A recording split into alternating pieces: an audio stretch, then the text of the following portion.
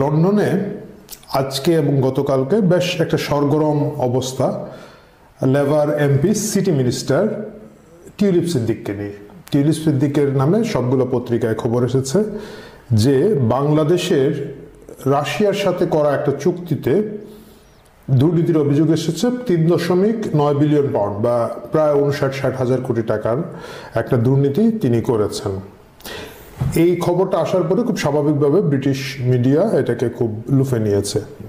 যিনি অভিযোগটা করেছেন তিনি কিন্তু এই দেশে করেন না, তিনি বাংলাদেশে করেছেন। তার নাম ববি হাজ্জাজ। তিনি একজন ভুইফুর রাজনীতিবিদ, যিনি মাঝখানে কিছুদিন এরশাদের দল করেছিলেন এবং এখন সম্ভবত ওনার নিজের একটা দল আছে। তো যেটা হয় মানে সবাই সুযোগ পেলে একটু সুযোগ নেওয়ার চেষ্টা করেন।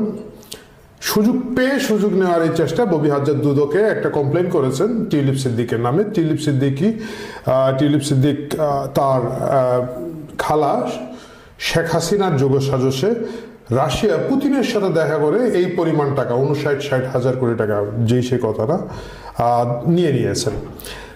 এখন কথা হচ্ছে তাহলে এর প্রতিক্রিয়াটা কি হবে, এর প্রক্রিয়াটা কি হবে? অনেকে আমাকে ইনবক্সে বিশেষ করে ফেসবুকে জানতে চেয়েছেন ভাই যে এতে কি হবে। নাম্বার 1, যারা এই কাজটা করছে ববি হাজ্জাজ সহ যারা করছে তাদের মূল চেষ্টাটাই হচ্ছে বঙ্গবন্ধু পরিবারের শেখ হাসিনা, শেখ রেহানা এবং বঙ্গবন্ধুর সকল দৌহিত্রী যারা আছে তাদেরকে বিতর্কিত করে ফেলা, তাদের নামে অর্থনৈতিক দুর্নীতির বিভিন্ন অভিযোগ তুলে ধরা এবং সেটা করে জনমানুষের কাছ থেকে এই সিরিয়াল অফ দ্য লিডারশিপ যেটা আছে সেটাকে বাতিল করে দেওয়ার একটা চেষ্টা। এই ষড়যন্ত্রের অংশ হিসাবে ববি হাজ্জাজ এই কমপ্লেইনটা করেছে। এই কমপ্লেইনটা প্রথম এসেছে একটা ভুয়া ওয়েবসাইট থেকে। সেই ভুয়া ওয়েবসাইটটা আমেরিকায় খুব সম্ভবত রেজিস্টার করা ছিল।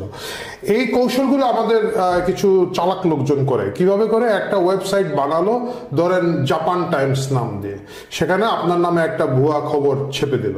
ছাপার পরে ওই খবরের সূত্র ধরে বাংলাদেশের সবগুলো পত্রিকাতে তারা খবর করে দেবে যে জাপান টাইমস বলেছে অমুক চোর। তাহলে হচ্ছে কি, আপনি আইনগতভাবে বাংলাদেশে এই যে পত্রিকাগুলো নিউজ করবে তাদের বিরুদ্ধে কোনো ব্যবস্থা নিতে পারবে না, কারণ তারা কিছু বলে নাই। ভাই কোন একটা পত্রিকা জাপান টাইমস এটা বলেছে, কিন্তু আসলে ওই নামে কোনো পত্রিকা নাই। কিছু ভুয়া ওয়েবসাইট তৈরি করে নিউজ মিডিয়ার মতো লুকালাইক করে ওইগুলোর মাধ্যমে এই খবরগুলো সরবরাহ করা হয়। কিছু সস্তা ভুয়া টাইপের পত্রিকা সবসময় থাকে, তারা এইসব খবর ছেপে কিছু অর্থের বিনিময়ে হেল্প করবে। টিউলিপ সিদ্দিক নামে যে অভিযোগটা এসেছে এতে গিয়ে আসলে আওয়ামী লীগের লাভ হয়েছে না ক্ষতি হয়েছে? আমার ধারণা আওয়ামী লীগের লাভ হয়েছে।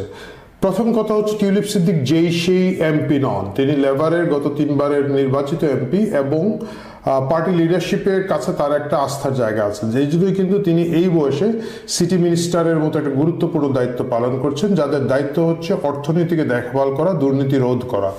এরকম একটা লোক যিনি অর্থ মন্ত্রণালয়ের এখানে কাজ করেন।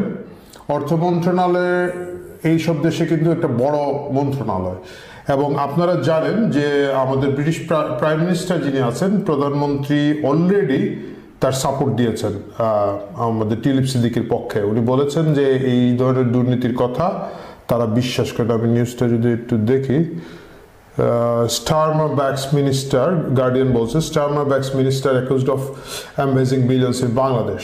প্রধানমন্ত্রী সরাসরি বলেছেন তার আস্থা আছে ব্রিটিশ প্রধানমন্ত্রী টিউলিপ সিদ্দিকের উপরে। এর মানেটা হচ্ছে এইখানকার রাজনীতিতে টিউলিপ সিদ্দিকীকে কাবু করা যাবে না, কিন্তু লাভটা আওয়ামী লীগের এখানে হবে। এইটা অনেক বেশি তদন্ত হবে, ব্রিটিশ মিডিয়া এটার পিছনে পাই করে লাগবে।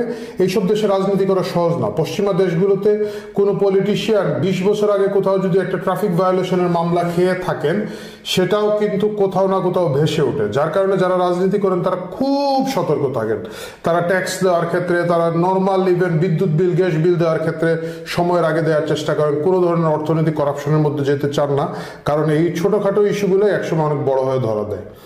সেক্ষেত্রে তারা এই মুহূর্তে মিডিয়াগুলো টিউলিপ সিদ্দিকের সবকিছু দেখবে এবং যেহেতু পার্টি তার সাথে আছে লেবার পার্টি এবং বিশেষ করে প্রাইম মিনিস্টার কে স্টারমার, যিনি তাকে আস্থায় নিয়ে দায়িত্ব দিয়েছেন, টিউলিপ সিদ্দিকের ব্রিটেনের রাজনীতিতে কোনো ক্ষতি হবে না।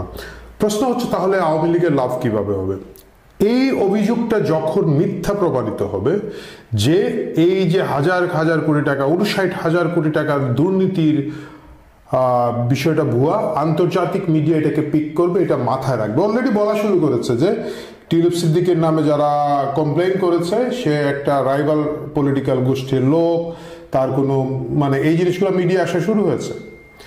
এই 59,000 কোটি টাকার দুর্নীতি যখন প্রমাণিত করা যাবে না, প্রমাণ করা যাবে না, এবং প্রমাণ যাবে যে টিউলিপ সিদ্দিকী নির্দোষ ছিলেন, এই ধরনের কোনো ডিল হয় নাই, ভবিষ্যতে আওয়ামী লীগের দুর্নীতির বিষয়ে আন্তর্জাতিক মিডিয়ায় যখন আরও অভিযোগ আনা হবে, আরও অনেকগুলো ইনফ্রাস্ট্রাকচার নিয়ে অভিযোগ আনা হবে, এবং বিভিন্ন দুর্নীতির সাথে যখন শেখ পরিবারকে যুক্ত করার চেষ্টা করা হবে, তখন সেগুলো স্বাভাবিকভাবে প্রশ্নবিদ্ধ হবে।